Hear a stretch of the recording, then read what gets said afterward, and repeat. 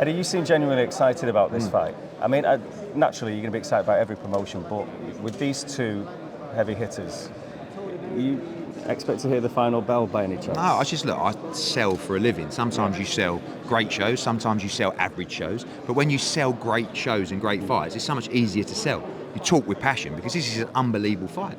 I mean, how Leigh Wood has chosen Mauricio Lara. I mean, you imagine, Crolla, I always liken this to your career. You would have fought anyone. But you imagine, right, going up to Joe, right, and going, Joe, we want our voluntary defence after that fight with Conor. We're going to do Mauricio Lara. He's going to go, but ultimately, and that's not a dig at Joe, I'm saying every trainer, like, from a balanced mind, would say the same thing. But Ben Davison and Leigh Wood, they see something in Mauricio Lara where they think they can win this fight. And they think, we don't want an easy fight because we'll come unstuck in an easy fight. We want to be the underdog. He's done it against Kanzu, he's done it against Conor. But Saturday's got a different kind of challenge. I watched this man, Mauricio Lara, hitting the mitts last night, and everyone was like looking at each other going, I mean, you were there. Like, it was just like, Jesus. But Wood's a good fighter, he's a smart fighter, and he's got home advantage. Ed, you'd never overlook Mauricio Lara. Leigh's actually a pretty big underdog, which is a surprise for a lot of people, but he comes through. I know there's been a lot at the City Ground, Elland Road. Is that the fight you want to make in the summer? I think so, yeah. I mean, look, I know Josh lost a very close fight for his title, but titles are great, but that's just a really good all-British fight. You've got Nottingham against Leeds, could be City Ground, could be Elland Road, could be MEN. Cut it in half. It's just a tremendous fight. I think Josh Warrington just wants to fight the winner. If Lara wins, he wants the third fight with him. But for me, Leigh Wood against Josh Warrington is a tremendous all-British fight. No football connotations whatsoever with that one. No trouble. Wouldn't be lively, just a word about a separate event, because we saw some pictures of you enjoying a pint, I think, with Conor McGregor earlier this week. So what can you tell? We know that Katie's made it. We know it's Dublin, but any chance of Croker? Probably not in May, in all honesty. I mean, look, there's a rugby game on the same day. That's our TV date. We know it's nearly £1 million more expensive than Wembley to stage the event there, which is wild, but it is what it is. Small change for you, Ed? Yeah, that's what everyone keeps saying. Just pay it. Just pay it. It's a great business. Yeah, imagine doing a fight like that and losing £1 million. Fantastic. What a great business. So, Conor talked about supporting the event, and it was amazing. He's just full of beans. Had a nice pint of the Black Forge Irish Stout. Is it as good as Guinness? Better. On it, genuinely, like, not just saying it.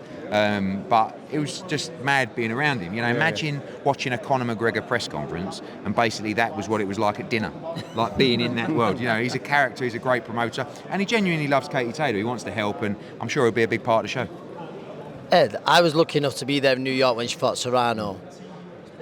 Are you really going to try and go to what's it called now, the free arena? Yeah, the old point. How quick will tickets go? What are you going to do there? 9,000-10,000. That's what I mean. But it's the biggest arena in Ireland, and the thing is we keep talking about these outdoor events for Katie. If I miss this slot, we may never get the chance to go. So, by the way, it's an unbelievable arena. Conor's fought there. It's banked like in Leeds, right? The atmosphere will be wild, but yes.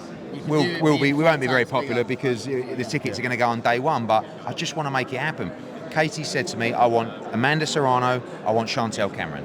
Right, Chantel Cameron fight could be the one to land at Croke Park, but let's get this up and running. Let's get tickets on sale, and let's give Katie Taylor the homecoming in Ireland. Can you update us on the Conor Benn situation? I'm sure it's something you don't want to keep being asked about, but Robert Smith's had his say about Conor can't fight until this whole thing's cleared up. It's got to be UCAD, it's got to be, everything's got to be transparent. So where are you on all of this? Conor Benn can fight, but he can't fight in the UK. We're waiting. It's so frustrating because we've been told the WBC are ready to announce their decision. That was 10 days ago, and everybody asked me every day. So Robert Smith is right what he says, in that if he's going to be cleared to box in this country, he wants to see the report and he wants to know that the WBC have found him innocent. So until that happens, he can't box in this country. He can box nearly everywhere else in the world right now, and it's nearly approaching a year since the test. So how long are we going to wait? But we want the WBC to make their decision. And I want him to fight in this country. He may fight in America, he may fight in the Middle East, but I'd like him to fight in Britain. So we want to get to the bottom of it, but our hands are tied while we wait on a decision. And it's very frustrating, but hopefully it's imminent. Staying on Conor, Ed, if he is to return, it's going to be, I'm guessing, the level that he was at, world level, thereabouts. Obviously, Chris Eubank Jr. is tied up with the Liam Smith rematch. Do you think, I think it obviously depends on how the Liam Smith fight goes, Do you think there'll still be demand for the Conor Benn, Chris Eubank Jr. fight, no matter what? Always. Obviously, coming off the back of 2 defeats, the demand starts to lessen. But, you know, we've had talks with Manny Pacquiao about that fight. I like the Kell Brook fight for Conor Benn as well. He wants just the biggest fight. Tony Sims has talked about maybe coming back with it, but he's just like, look, I've been waiting. Like, I haven't boxed now for a year. I was in a massive fight, and I just want to be in massive fights. But we can make the decision to move forward with him fighting, but I would rather the decision from the WBC before we do that. So whatever's next for Conor Benn will be a big fight.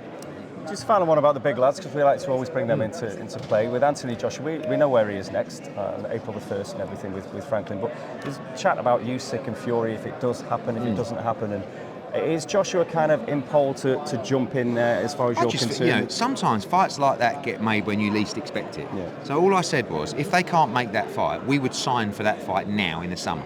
Yeah. Right? He's got to beat Franklin, and maybe Fury wants to have a fight in April himself. But honestly, like, AJ's desperate for that fight. We could move forward and try and make it. I know the focus is the undisputed fight, and I hope for boxing that does get made in April. But even if Fury wins, or even if he loses, we're ready to make that fight next. But first things first, April 1st, Jermaine Franklin, he's got to get through that. So, Ed, we look forward to Saturday. Fight of the year? I think so. I mean, certainly drama of the year. You know, I mean, Conlon was, for me, one of the best fights I've ever seen. Bute against Froch, unbelievable. This will be, whatever way, drama, every way you look.